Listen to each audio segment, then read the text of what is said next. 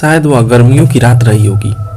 शहर के एक एमबीए कॉलेज के बॉयज हॉस्टल की छत पर 4 दोस्त बैठे हुए थे और हाथ में एक एपी फिज की बोतल लिए हुए सब लोग आनंद ले रहे थे। मगर उनके हाव भाव से ऐसा लग रहा था कि उस एपी फिज की बोतल में शराब थी। भाई बस 2 दिन बीत जाए, प्लेसमेंट सही से हो जाए, सब सेट हो जाए, सब अपनी अपनी जॉब में बिजी हो जाएंगे। सबको ऐसे हॉस्टल की छत पर बैठना, दुनिया भर की बातें करना, जूनियर की रैगिंग लेना, यह सब बहुत याद आने वाला है यार। रजनी से विनोद को देखते हुए बोला, हाँ भाई, जब जिंदगी पूरी तरह निर्धारित हो जाती है तब यह कॉलेज लाइफ बहुत याद आती है। देवेश ने विनोद और रजनीश के कंधों पर हाथ रखते हुए कहा, मगर सालों, क्या हम वह कभी भूल पाएंगे जो उस दिन हुआ था? रजत ने अंधेरे की ओर देखते हुए कहा, साले मनहूस, तेरा हर वक्त ऐसी बातें करना क्या जरूरी है? कभी तो उस बात को भूल जाया कर और हमें भी भूल जाने दिया कर। विनोद ने रजत को घूरते हुए कहा, वह बात हमारी जिंदगी का एक ऐसा कड़वा सच है जिसे हम चाहकर भी नहीं बदल सकते हैं, ऐसा रजत ने बोला। अंधेरी रात में जब चांद भी बादलों के पीछे कहीं छिपा रहता है, उस 2 मंजिला भव्य हॉस्टल के सामने वाली सड़क से लगी रोड लाइट अचानक ऑन ऑफ होने लगी और पास से गिर गिर की आवाजें आने लगी। चलो भाई, मौसम खराब हो रहा है, नीचे चलते हैं। इस रजत की बातें सुनने से बेहतर है सब अपने अपने बिस्तर पर जाकर सो जाएं, ऐसा देवेश ने कहा। इसके बाद वे चारों छत पर रखी एक पानी की टंकी के दाईं ओर लगी लोहे की सीढ़ी से नीचे उतर गया। सब कुछ शांत हो गया, मगर काले आसमान में बिजली चमक उठी और पानी की टंकी के बगल में एक बड़ा सा काला साया नजर आया, जिसकी एक जोड़ी आंखें चमक रही थी और अगले ही पल वह गायब भी हो गई। रात के 2 बज रहे थे। दूसरी मंजिल के बड़े से गलियारे के दोनों ओर 6 कमरे थे और उस गलियारे से निकलता हुआ गलियारा बाईं ओर मुड़ गया था, जहां फिर दोनों ओर 6 कमरे थे। पहले वाले गलियारे के अंत में एक बड़ी सी वॉल क्लॉक लगी हुई थी और उसके बाईं ओर बाथरूम और दाईं ओर स्टोर रूम था। वॉल क्लॉक से आगे बढ़ते हुए देवेश और रजनीश का कमरा दूसरे नंबर पर था और उसके सामने वाला कमरा विनोद और रजत का था। गलियारे में लगा छोटा सा पीला बल्ब केवल एक इशारा था कि यहाँ लोग जिंदा हैं, अन्यथा वहाँ शमशान से भी अधिक डरावनी खामोशी पसरी हुई थी। रजनीश और देवेश अपने कमरे में अपने अपने बिस्तर पर सो रहे थे और उनके बगल वाले कमरे में रजत और विनोद कोड़े बेचकर सोए हुए थे। रोड लाइट के ऑन ऑफ होने की तरह ही अब गलियारे में लगा बल्ब भी ऑन ऑफ होने लगा। पूरे हॉस्टल में किसी लड़के के फपक फपक कर रोने की आवाज आने लगी। रजनीश की आंखें खुली और नींद में ही बद्दी सी गाली देते हुए बोला, कौन साला रात को लड़कियों की तरह रोए जा रहा है? और वह नींद में चलता हुआ बाहर गलियारे में पहुंचा, मगर वहां कोई नहीं था। हाँ, बल्ब जरूर अब जल बुझ रहा था। रजनीश ने पूरा मंजिला छान मारा, मगर कोई नहीं मिला। थक कर वापस अपने कमरे में सोने के लिए जा ही रहा था कि तभी रोने की आवाज और तेज हो गई। इस बार ध्यान से सुनने पर रजनीश को वह आवाज बाथरूम से आती हुई महसूस हुई। कौन रो रहा है लड़कियों की तरह? उसने बाथरूम में झांक कर देखा तो कोई भी नजर नहीं आया, मगर अब गलियारे में लगे उस पीले बल्ब के साथ बाथरूम की लाइट्स भी अब जलने बुझने लगी थी। रोने की आवाज अब पूरी तरह से बंद हो गई थी। इस बार वह थोड़ा सपसपा गया, मगर डरा नहीं। उसने सोचा, जब यहाँ आ ही गया हूँ तो हल्का होकर ही चलता हूँ, और वह अपना काम निपटाने लगा। उसे लगा कि कोई है जो उसकी पीठ को घूरे जा रहा है। उसने जब सामने लगे शीशे में देखा तो देखते ही उसकी रीढ़ की हड्डी में एक ठंड सी लहर दौड़ गई। शीशे में उसे वही काला साया नजर आया, जिसकी सिर्फ आंखें चमक रही थी, बिल्ली जैसी डरावनी आंखें। वे आंखें धीरे धीरे रजनीश के करीब आ रही थी और करीब आती गई। रजनीश चिल्लाने लगा, कौन? रजनीश उन आंखों को पहचान चुका था, मगर उसे यकीन नहीं हो रहा था कि यह साया वही है। उस काले साये ने आवाज में एक अलग ही लचक के साथ कहा, पहचान तो तू गया ही है, अब देर मत कर, चल मेरे साथ। नहीं, मैं कहीं नहीं जाऊंगा। और तू कैसे लौटा है साले? कहता हुआ रजनीश उस साये को मारने के लिए पलटा, मगर उसने रजनीश को दूर धक्का दे दिया और अपने बाईं ओर लगे वाश बेसिन को उखाड़कर उसके सर पर फेंक दिया। खून का एक फव्वारा निकला और अगले ही पल सब शांत, वह साया गायब हो चुका था। अगली सुबह तक पुलिस, वार्डन और हॉस्टल के लड़के उस बाथरूम में खड़े हुए थे। रजनीश की लाश को पहचानना मुश्किल हो चुका था। इधर देवेश, विनोद और रजत का चेहरा पीला पड़ चुका था। आखिर उनका दोस्त अब उनके बीच नहीं था, और जिस बेरहमी से उसका खून किया गया था उसे देखकर तो कोई भी डर जाता। उन तीनों का वह दिन जितनी मुश्किल से बीता था, रात उससे भी ज्यादा मुश्किल से बीतने वाली थी। रात हो गई थी। तीनों ने बहुत मुश्किल से खाना खाया और अपने अपने कमरे में चले गए। उन्हें अब भी यकीन नहीं हो रहा था कि जिस रजनीश के साथ बैठकर वे बीती रात अपने आने वाले भविष्य की योजना बना रहे थे, वही रात रजनीश की आखिरी रात थी। विनोद और रजत तो अपने कमरे में साथ ही थे। जैसे तैसे उनका समय तो कट ही रहा था, मगर देवेश अपने कमरे में अकेला था। उसे रह रहकर रजनीश की डरावनी लाश याद आ रही थी। जैसे तैसे आंख मूंद कर वह सोने की कोशिश करने लगा। रात के किसी पहर उसकी नींद किसी के दरवाजा खटखटाने की वजह से खुल गई। दरवाजे के बाहर से आवाज आई, देवेश। वह आवाज तो विनोद की थी, मगर उसमें जो लचक थी उससे देवेश अनजान नहीं था। विनोद, देवेश ने घबराते हुए पूछा। अब वह आवाज और भी भयानक और डरावनी हो गई थी। दरवाजा खोल देवेश। देवेश को अब समझ आ गया था कि उसके कमरे के बाहर वह आने वाला व्यक्ति कौन है। वही भयानक आवाज फिर से गूंजी, खोल दरवाजा। अब देवेश डर से चिल्लाने लगा था, इधर उधर भागने लगा था। भड़ाक की आवाज हुई और दरवाजा टूटकर जमीन पर गिर पड़ा। देवेश डर में चिल्लाते हुए, जय तू? हाँ मैं। क्या गलती थी मेरी? तुम लोगों ने मुझे किस गलती के लिए इतना जलील किया था? जीते जी तो मुझ में ताकत नहीं थी तुम सबको जवाब देने की, मगर अब मरने के बाद मुझ में ताकत भी है और शक्ति भी। अब बदला मैं लूंगा, उस साये ने कहा, जिसे देखकर देवेश अभी भी जय जय चिल्ला रहा था। वह एक झटके में ही देवेश के सामने आ खड़ा हुआ और देवेश डर से कांपने लगा। देवेश गिड़गिड़ाता हुआ जय के सामने हाथ जोड़कर खड़ा था। मामा, मुझे छोड़ दे जय, मैंने वह सब जानबूझकर नहीं किया था। जाने दे ना भाई, जय प्लीज मुझे छोड़ दे। जय ने गुस्से में गरजते हुए कहा, कभी मैं भी ऐसे ही गिड़गिड़ाता था, तुमने छोड़ा था क्या मुझे? जय अभी भी एक साये के रूप में ही था। उसकी काली आंखें चमक रही थी। देवेश चिल्लाता रहा, जय मुझे छोड़ दे, मुझे छोड़ दे। यह वाक्य पूरा होने से पहले ही एक गुलाबी रंग का दुपट्टा हवा में उड़ता हुआ आया और उसका एक सिरा देवेश के गले के चारों ओर गोल गोल लिपटता हुआ और दूसरा सिरा पंखे में जाकर बंध गया और देवेश हवा में झूल गया। उसकी जीभ बाहर लटक गई थी और गर्दन एक ओर मुड़ गई। जय जा चुका था अपना एक और बदला लेकर। दरवाजा वापस अपनी जगह पर लग गया था, बिल्कुल पहले की तरह।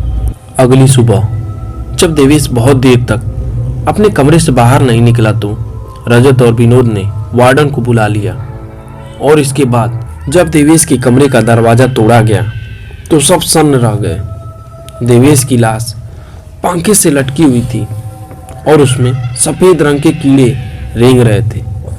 लाश पूरी तरह से सड़ चुकी थी। अब पूरे हॉस्टल में दहशत फैल चुकी थी।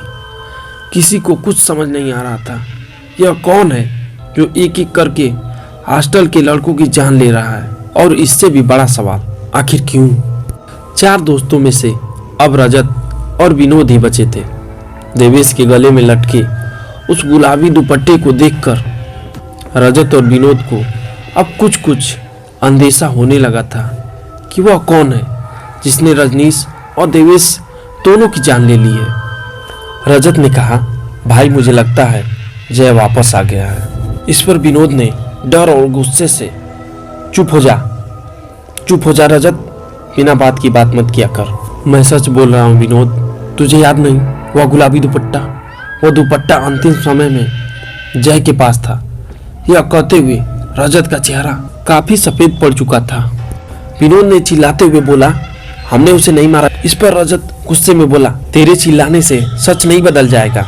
हाँ, मान लेता हूँ कि हमने उसे नहीं मारा, मगर उसके मरने की वजह तो हम ही थे। विनोद ने गुस्से में रजत को एक मुक्का मार दिया। रजत जमीन पर गिर पड़ा था और विनोद चिल्लाते हुए बोला, मैंने कहा ना चुप हो जा साले। और यह कहते हुए वह अलमारी से अपनी शराब की बोतल निकालकर गुस्से में हॉस्टल की छत पर चला गया। रजत उठने की कोशिश करते हुए कहा, अकेले मत जा विनोद, मगर तब तक विनोद ने जोर से दरवाजा बंद करके जा चुका था। रजत ने उठकर बाहर जाने की कोशिश की, मगर वह अपने ही कमरे में बंद हो चुका था। लाख कोशिशों के बाद भी वह दरवाजा नहीं खोल पा रहा था। दूसरी ओर विनोद गुस्से में शराब पीता जा रहा था और सीढ़ियां चढ़ता हुआ जय को भद्दी गालियां देता जा रहा था। अंधेरे में आगे बढ़ते हुए विनोद को लगा कि पानी की टंकी के पास कोई है, मगर उधर झांक कर देखने पर वहां उसे कोई नजर नहीं आया। वह आगे की ओर बढ़ गया और सामने लगी रेलिंग पर हाथ रखकर नीचे देखने लगा। सामने लगी रोड लाइट के तारों पर जय का काला साया बैठा हुआ था। विनोद की नजर पड़ते ही वह डर के मारे खुद ही पीछे की ओर गिर पड़ा। शराब की बोतल उसके हाथ से छूटकर जमीन पर गिर गई थी। विनोद के मुंह से एक भी शब्द निकल नहीं पा रहा था। वह छत के फर्श पर गिरा हुआ केवल पीछे की ओर ही रेंगते रेंगते जा रहा था। सामने रोड लाइट के तार पर बैठा हुआ जय का साया उसे ऐसे दहशत में देखकर जोर जोर से डरावनी हंसी हंस रहा था। विनोद पीछे रखी पानी की टंकी से सटकर रुक गया। अब वह पीछे नहीं जा सकता था और नहीं आगे का तो सवाल ही नहीं था। तारों पर बैठा जय का काला साया विनोद के सामने आकर खड़ा हो गया। अब वह साफ साफ दिखाई दे रहा था। उसका चेहरा बिल्कुल सफेद था। उसकी आंखों में गहरा काजल, माथे पर एक बड़ी सी बिंदी और होठों पर गहरी गुलाबी लिपस्टिक लगी हुई थी। वह एक गुलाबी रंग का सूट पहने हुए था और उसके गले में पड़े हुए गुलाबी दुपट्टे पर बीती रात मरे हुए देवेश के खून के कुछ छींटे भी थे। जय के इस रूप को देखकर विनोद का डर से बुरा हाल था। उसे अपने सिर की नसें फटती हुई लग रही थी। डर क्यों रहा है विनोद? मेरा यह रूप तो तुम लोगों को बहुत पसंद था ना, आज क्यों डर रहा है? इतना कहते हुए जय आगे बढ़ा और विनोद का कॉलर पकड़ लिया। विनोद की कपकपी छूट रही थी, मगर बचने का कोई रास्ता नहीं था। मुझे छोड़ दे जय, हम लोगों ने वह सब जानबूझकर नहीं किया था। जाने दे न जय, मुझे जाने दे, प्लीज छोड़ दे यार। देख तू दो को तो मार ही चुका है, मुझे छोड़ दे जय, प्लीज जय। विनोद भी बिल्कुल देवेश की तरह जय के सामने गिड़गिड़ाने लगा। नहीं विनोद, कभी नहीं। मेरे भी कुछ सपने थे अपने भविष्य को लेकर, मगर वे सब तुम चारों की वजह से सब बर्बाद हो गए। और तू कहता है कि मैं तुझे छोड़ दूं? कभी नहीं विनोद, कभी भी नहीं। दहाड़ते हुए जय ने विनोद को छत से नीचे फेंक दिया। विनोद नीचे जमीन पर गिरा हुआ था और उसके चारों ओर खून ही खून था। इधर रजत भी अपने ही कमरे में कैद था और मदद के लिए पुकार रहा था, मगर बाहर जैसे कोई उसे सुन ही नहीं रहा था। वह रात बीत गई। अगली सुबह सबने विनोद की लाश देखी। अब रजत को यकीन हो गया था कि वह जय ही है जो सबको मार रहा है, सबसे अपनी मौत का बदला ले रहा है और वह मुझे भी नहीं छोड़ेगा। 2 दिन आराम से बीत गए। उस सुबह सबके प्लेसमेंट होने थे। रजत भी थोड़ा खुश था कि वह बच गया है और प्लेसमेंट मिलते ही वह इस जगह से, इस हॉस्टल से दूर चला जाएगा, जहां जय उसका कुछ बिगाड़ नहीं पाएगा। वह सुबह सुबह प्लेसमेंट जाने के लिए तैयार हो रहा था। आईने के आगे वह अपने बाल संवार ही रहा था कि उसका खुद पर कोई काबू नहीं रहा। अचानक से एक बिंदी का पैकेट उसके सामने आया और न चाहते हुए भी उसे एक बिंदी अपने माथे पर लगानी पड़ी। जो कपड़े उसने पहने थे उन्हें खुद ही उतार कर वह एक सूट पहन चुका था। आंखों में गहरा काजल और होठों पर गहरी लिपस्टिक लगाकर वो अपने कमरे से बाहर निकला तो सब उसे देखकर हंस रहे थे। वह कहीं भाग जाना चाहता था मगर उसका खुद पर कोई कंट्रोल नहीं था। वह एक लचक भरी चाल के साथ हॉस्टल की छत पर चला गया और उसके पीछे पीछे बाकी के लड़के बिचाने लगे जो उसकी इस हरकत पर जोर जोर से हंस रहे थे। उन्हें लग रहा था कि ऊपर जाकर और इंटरटेनमेंट होने वाला है। जब रजत ऊपर पहुंचा तो जय उसके सामने खड़ा था। सिर्फ रजत ही नहीं बल्कि सभी लड़के जो इंटरटेनमेंट देखने के लिए छत पर आए थे, वे सभी लड़के जय को देख पा रहे थे। जय ने मुस्कुराते हुए गर्दन टेढ़ी करते हुए कहा, तू तो बहुत पहले ही डरते डरते अपनी मौत का इंतजार कर रहा था। रजत, आज मैं तुझे उससे मिलवा ही देता हूँ। रजत गिड़गिड़ाते हुए बोला, नहीं जय, मुझे छोड़ दे यार, मैं तो तेरा दोस्त हूँ ना। इस बीच हॉस्टल के बाकी लड़के कभी जय को देखते तो कभी रजत को देखते। कभी मैं भी ऐसे ही गिड़गिड़ाया था। मुझे जाने दिया था क्या तुम लोगों ने? मुझे छोड़ा था क्या तुम लोगों ने? नहीं ना, गलती क्या थी मेरी? बस यही कि मैं तुम लोगों जैसा नहीं हूँ। अगर मैं एक नॉर्मल इंसान था तो इसमें मेरी क्या गलती? मैं भी यहाँ कुछ सपने लेकर ही आया था मगर तुम लोगों ने मेरा मजाक उड़ा कर धीरे धीरे मेरे हर सपने को तोड़ दिया। मैं जीना चाहता था मगर तुम चारों अंदर ही अंदर मुझे मार रहे थे। मुझे बहुत गर्व था कि मैं एक साधारण इंसान हूँ। कम से कम तुम लोगों की तरह किसी लड़की के साथ जबरदस्ती करने की कोशिश तो नहीं की। तुम जैसे लोग किसी को भी सुकून से नहीं जीने दे सकते। उस दिन मैं अपने रास्ते जा रहा था मगर वहाँ भी तुम लोगों ने अपनी टांग अड़ा दी। मेरा मजाक उड़ाया सो उड़ाया। मुझे जबरदस्ती लड़कियों वाले कपड़े पहनाए, या काजल या बिंदी या लिपस्टिक लगाकर। तुम सब बहुत खुश हो रहे थे ना? अरे इतना सब तो ठीक था मगर तुम लोगों ने मेरा वीडियो बनाया और उसे वायरल किया। मेरे पास कोई रास्ता नहीं था सिवाय आत्महत्या के। जय की आंखों से खून के आंसू बह रहे थे। सभी लड़के शांत होकर देख रहे थे। शायद जय की आत्महत्या की असली वजह बाकी सबको आज पता चली थी। रजत रोता हुआ हाथ जोड़ते हुए बोला, जय, मैंने तुझे नहीं मारा, मुझे जाने देना जय। क्यों रजत, क्यों? ताकि फिर कभी कोई जय तुझसे टकरा जाए और तू उसे भी मेरी तरह मरने पर मजबूर कर दे। अब मैं किसी और को मारने के लिए तेरे जैसे इंसान को जिंदा नहीं छोड़ सकता। इतना कहकर जय ने रजत का सिर रोड लाइट में दे मारा। एक जोरदार धमाके के साथ सब खत्म हो चुका था। रजत मर चुका था, ठीक वैसे ही जैसे जय की लाश मिली थी सबको, रोड लाइट में उलझी हुई। इसके बाद उस हॉस्टल को हमेशा के लिए बंद कर दिया गया। तो दोस्तों, क्या आप उस हॉस्टल में जाना पसंद करेंगे? अगर हाँ तो हमें कमेंट करके ज़रूर बताएं और ऐसी ही डरावनी कहानियाँ सुनने के लिए हमारे चैनल को सब्सक्राइब कर लें और लाइक करें हमारे वीडियो को। और अगर आप अपनी कहानियों को हमारे चैनल के माध्यम से प्रस्तुत करना चाहते हैं तो डिस्क्रिप्शन में व्हाट्सएप नंबर का लिंक है, आप हमें अपनी कहानियाँ व्हाट्सएप भी कर सकते हैं। धन्यवाद।